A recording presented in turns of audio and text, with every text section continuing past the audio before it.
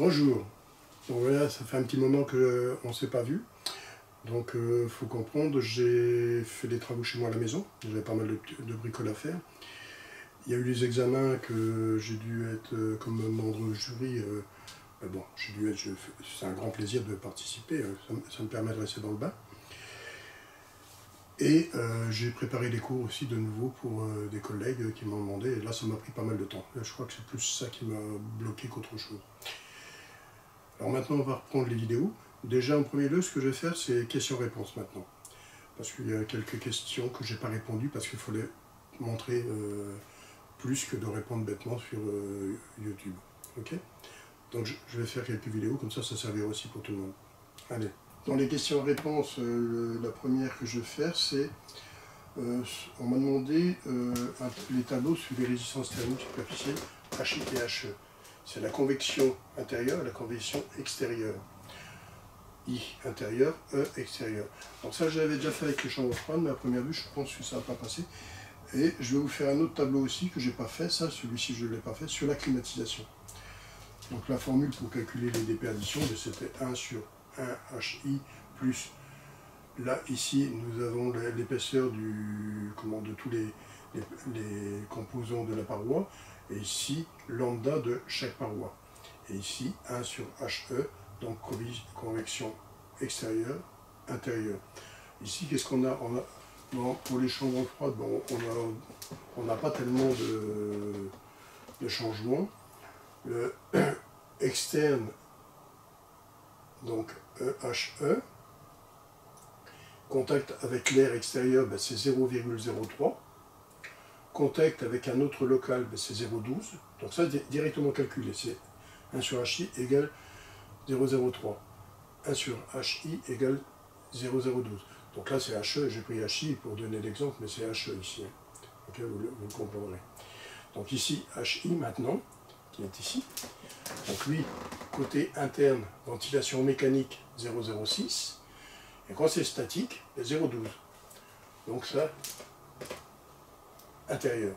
C'est parce que j'ai inversé ici que je m'étais trompé tantôt. Donc 0,12. Donc il faut prendre ces paramètres-là pour la chambre froide, ça nous suffit, on n'a pas besoin de plus. Pour la climatisation, c'est d'autres tableaux. C'est plus ou moins similaire, mais c'est un autre tableau. Alors voici un tableau des coefficients de convection intérieure et extérieure pour la clim. Donc on va avoir les parois verticales, donc l'air va comme ça.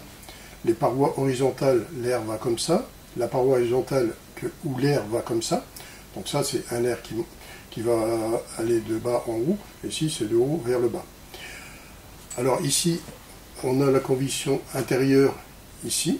Donc on la retrouvera ici. Mais ça je vais le faire après. Je vais déjà faire celle-ci. Paroi extérieure. Donc ça veut dire que la paroi... il y a une partie qui est l'extérieur. Donc, le coefficient intérieur, ben, c'est 0,11 et le coefficient extérieur, c'est 0,06. Donc, c'est déjà calculé. Hein. Ici, la paroi horizontale, ben, c'est 0,09 intérieur et extérieur, 0,05. Si c'est horizontal, ben, 0,17 et 0,05. Donc, ça, c'est les convections intérieures et extérieures quand on a une cloison extérieure. Maintenant, on a des cloisons intérieures. Là, les coefficients vont changer. Donc ici, HI, c'est 0,12. Ben, 0,12, effectivement. Intérieur, extérieur, c'est comme si on avait un mur, une cloison. Donc dans une cloison, c'est pareil. À chaque fois, on va retrouver les mêmes coefficients ici. HI et HE, c'est une cloison, donc l'air qui vient par en dessous, ben 0,10, 0,10. Et qui vient par le dessus, 0,17, 0,17. On a toujours plus par au-dessus, puisque fatalement la chaleur se positionne au-dessus.